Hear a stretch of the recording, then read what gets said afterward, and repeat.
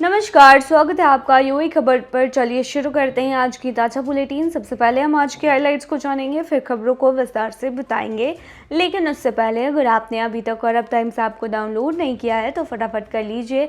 बता दें, डाउनलोड करने के लिए आपको ज़्यादा कुछ करने की ज़रूरत नहीं है। जाना है प्ले स्टोर पर, सर्च करना है अरब टाइम्स ऐप, वहाँ पर आपको ऐप दिख जाएगा, आप उसे डाउनलोड कर सकती हो। So download now. 29 लोग घायल, आया भयानक भूकंप, मची तबाही। दुबई सरकार लगाने जा रही है एक चीज पर 30% का टैक्स। दुबई नगर पालिका के नए कार्यवाहक महानिदेशक बने मारवान बिन खलीफा।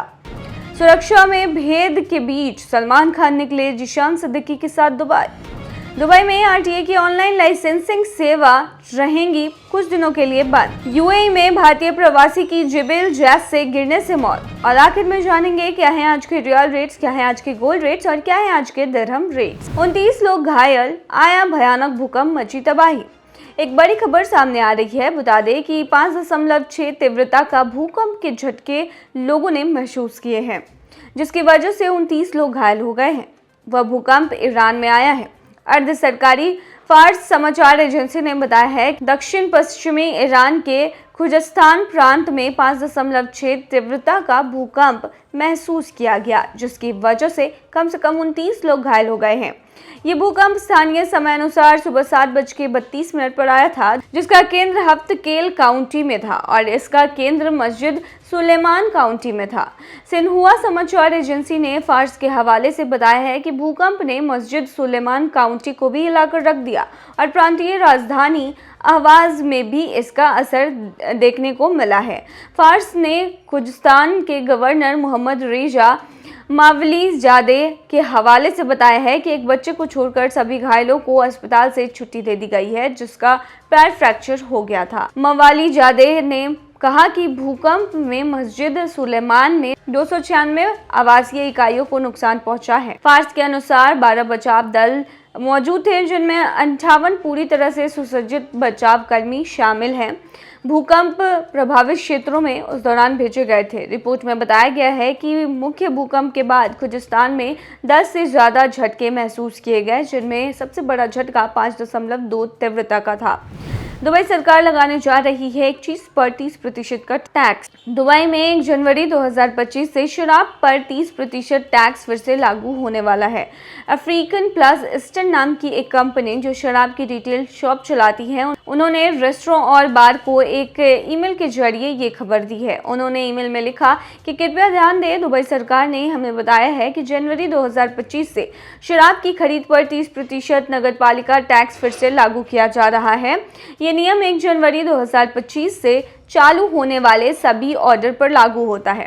दुबई नगर पालिका चाहती है कि इस नियम को लागू करने के लिए सभी जरूरी इंतजाम किए जाएं। इस खबर को कई रेस्टोरेंट मालिकों ने भी कंफर्म किया है। उनका मानना है कि इस फैसले से खरीदारी के तरीके पर असर पड़ेगा। मैजेस्टिक स्ट्रीट सिटी होटल और परमिट रूम के एग्जीक्यूटिव डायरेक्टर एती भसीन ने कहा कि ये टैक्स होटलों के बार और आउटलेट्स के लिए एक नए मौके की तरह है। अब लोग रिटेल स्टोर्स से खरीदने की बजाय हमारे बार और आउटलेट्स में आ सकते हैं, क्योंकि हम उन्हें डिस्काउंट रेट्स और ऑफर्स देना जारी रखेंगे।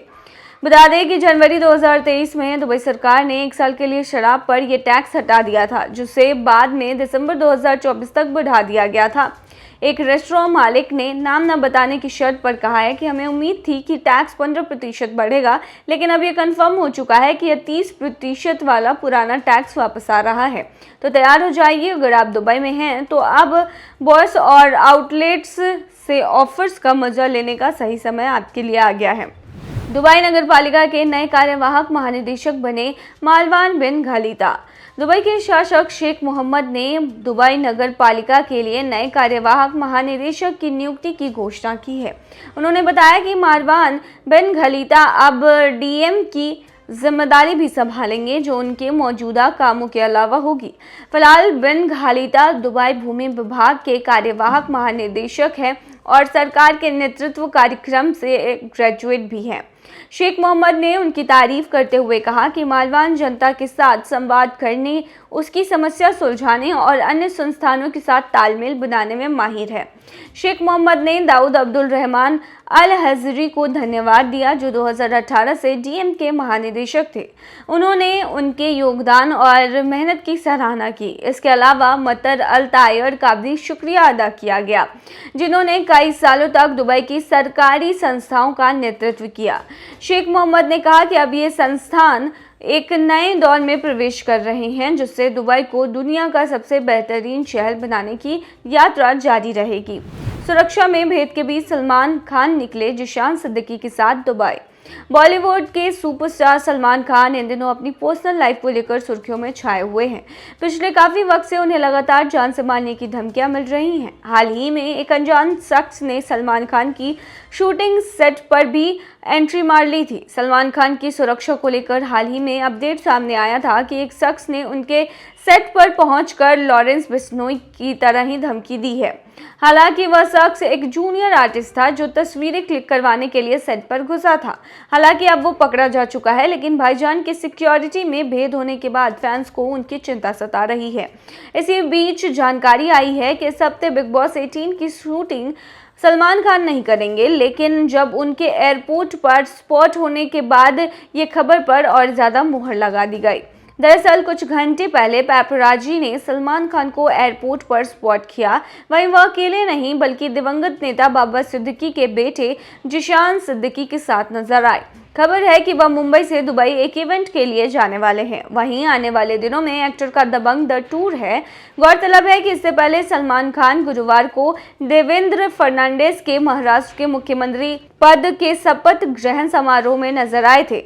वहीं उनके साथ शाहरुख खान भी नजर आए, जिसका एक वीडियो सामने आया था। वहीं क्लिप में दोनों सुपरस्टार एक दूसरे को गले लगाते हुए नजर आए थे, जिसके बाद वीडियो काफी वायरल हुआ था। इस समारोह में शाहरुख, सलमान के अलावा संजय दत्त, रणबीर कपूर, रणवीर सिंह और भी बहुत सितारे नजर आए थे। दुबई में आरटीए की ऑनलाइन लाइसेंसिंग सेवाएं रहेंगी बंद। दुबई में आरटीए 7 दिसंबर की रात 11 बजे से ऑनलाइन लाइसेंसिंग सेवाएं कुछ समय के लिए बंद करेगा।